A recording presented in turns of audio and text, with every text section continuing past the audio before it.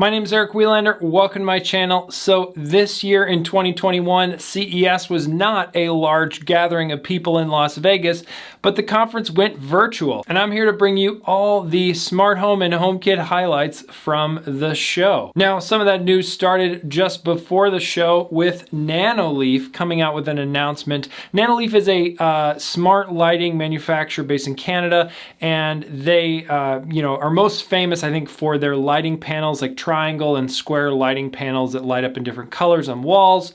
But they've also recently come out with an Essentials line, which is, they have a light bulb and an LED light strip, and both of those support Thread for communicating with your smart home. Nanoleaf announced that they are going to support Thread in all of their new products. So this is a really exciting development. It's great to see Nanoleaf commit to Thread. I'm really hopeful for some kind of a light panel that supports Thread in the future. Look really nice in my studio here somewhere. Now, Lutron is obviously another big player in the smart home space, and they've for a long time been my go-to recommendation of if you want to put smart switches in your home, check out Lutron Caseta Wireless. They tend to be, I think, the best default choice. Maybe there are a few edge cases here and there where you go with someone else, but again, Lutron does a really good job there, and they're adding to their Caseta Wireless product suite with an outdoor smart plug. So this was announced at CES 2021, and it's an IP65 rated outdoor smart plug that's supposed to last year after year, as Lutron says. So, the idea is it can survive extreme weather outside really well. It's supposed to go on sale in late March for $80 US.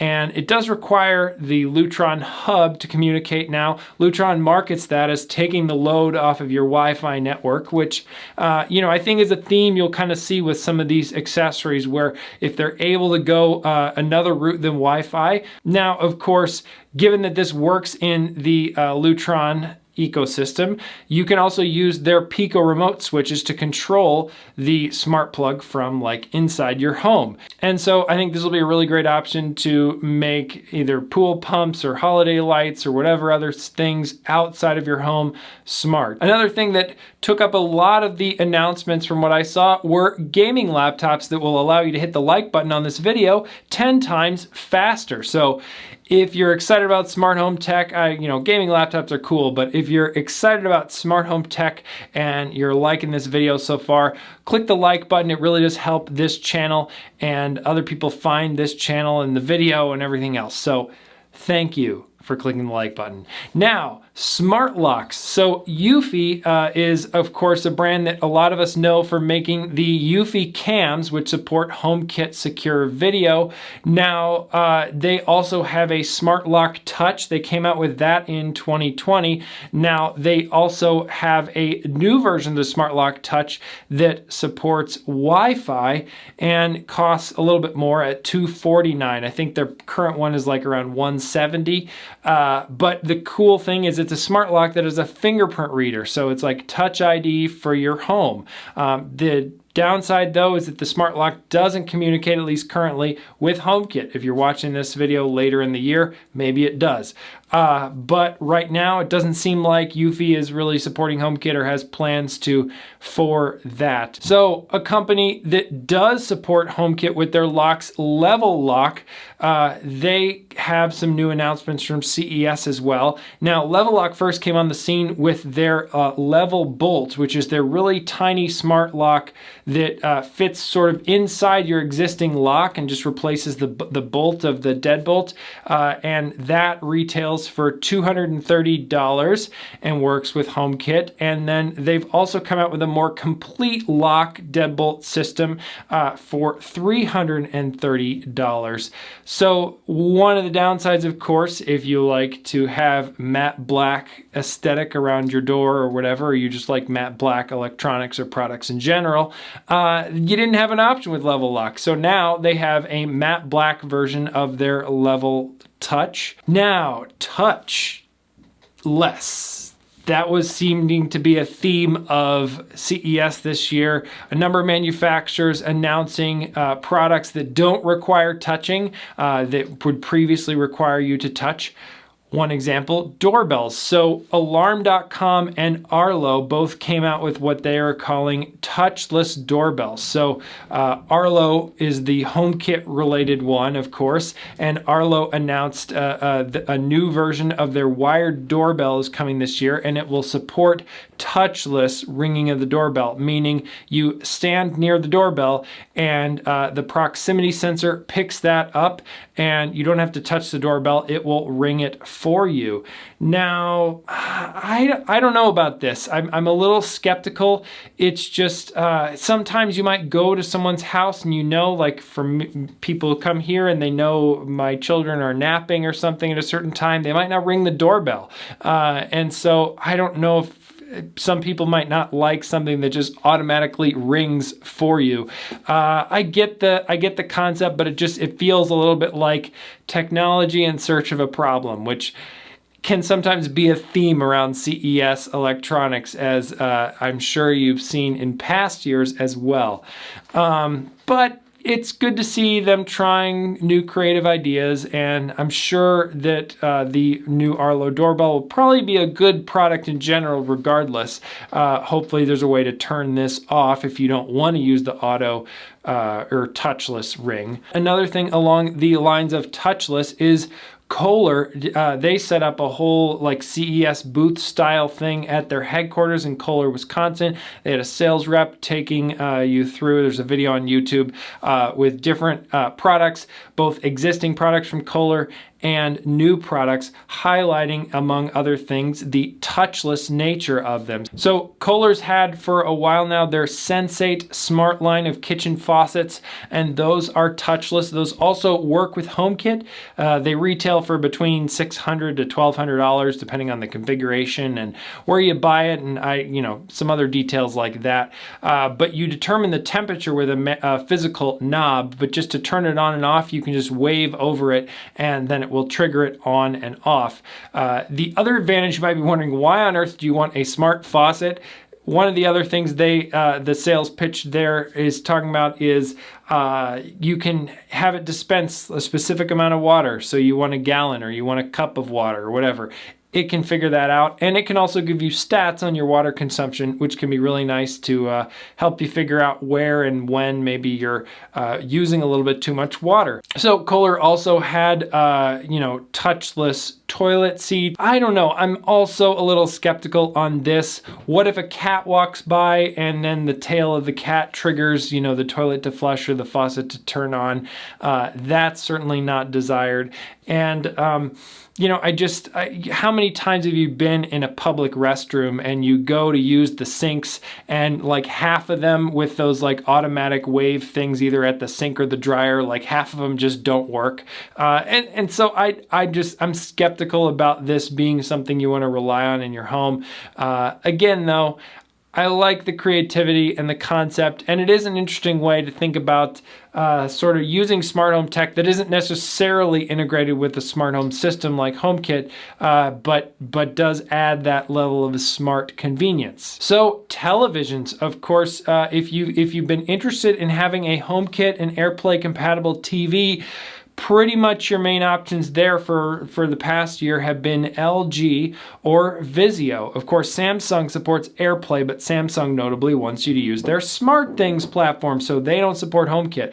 But Sony this year at CES announced that they're bringing HomeKit and AirPlay to support to their 2021 series of TVs, and this includes 8K TVs as well. Now, if you're dying to get your hands on a HomeKit 8K TV today, LG already has you covered on that, but it is great to see another manufacturer supporting HomeKit both in 4K and 8K TVs, so it'll give you some more options if you're in the market for a TV in 2021 or beyond. I highly recommend, if you're into HomeKit, considering getting a HomeKit TV, and this will give you one more brand to choose from. Now, if you're wondering why would you want a HomeKit TV, I made a video on that and talked about integrating it with my HomePod. So I'll link that somewhere in a card, hopefully around here. So check that video out if that's something you're into. Now, of course, another big smart home brand, Philips Hue. This year at CES 2021, they announced nothing.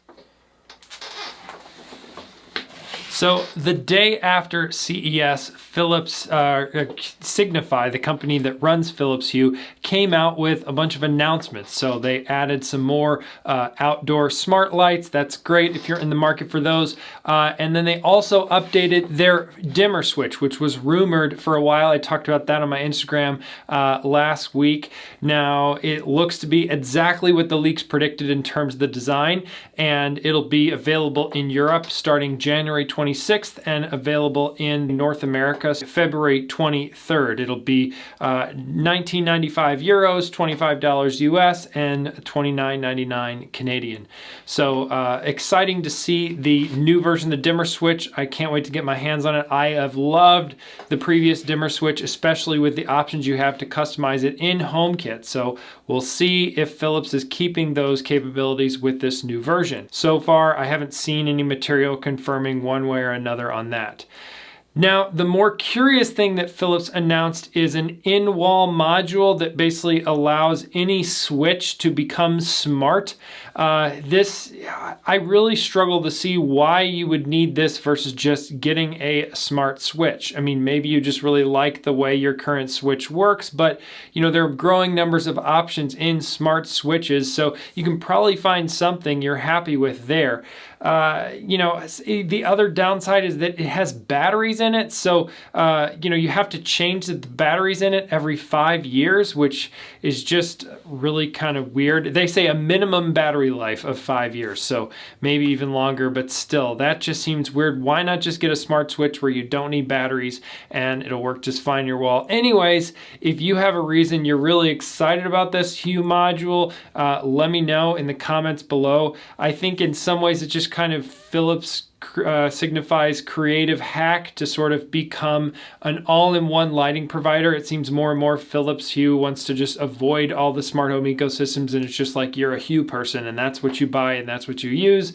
But I don't know, you know, that's maybe where they're going here. It's supposed to be available in Europe this spring and then available in the US in the summer. And the pricing for it is 40 either euros or US dollars for a 1-pack and 70 euros or US dollars for a 2-pack. Now back to your regularly scheduled programming. Arlo also announced an indoor camera. I do really like this extremely obvious white privacy shield that goes over the front of the Arlo camera. And I'd love to see that in some HomeKit secure video cameras where, you know, the privacy shield is just so clearly there of just boom, this physical thing is there and it's not letting this camera see anything in the room. So in conclusion, I think, you know, this year at CES was just So Philips Hue was on Thursday. Now on Friday, VOCOlinc had a great exciting announcement, which is about their new Opto HomeKit Secure video camera. Now this will be a pan and tilt HomeKit Secure video camera where you'll be able to turn it up and down and side to side. It'll also be able to be mounted to the ceiling, and unlike the very similar Eufy pan and tilt HomeKit Secure video camera, this VOCOlinc Opto will also support two-way audio. So, you know, there'll be the microphone button in HomeKit, presumably, and you'll be able to talk through it and then hear the responses back on the other end.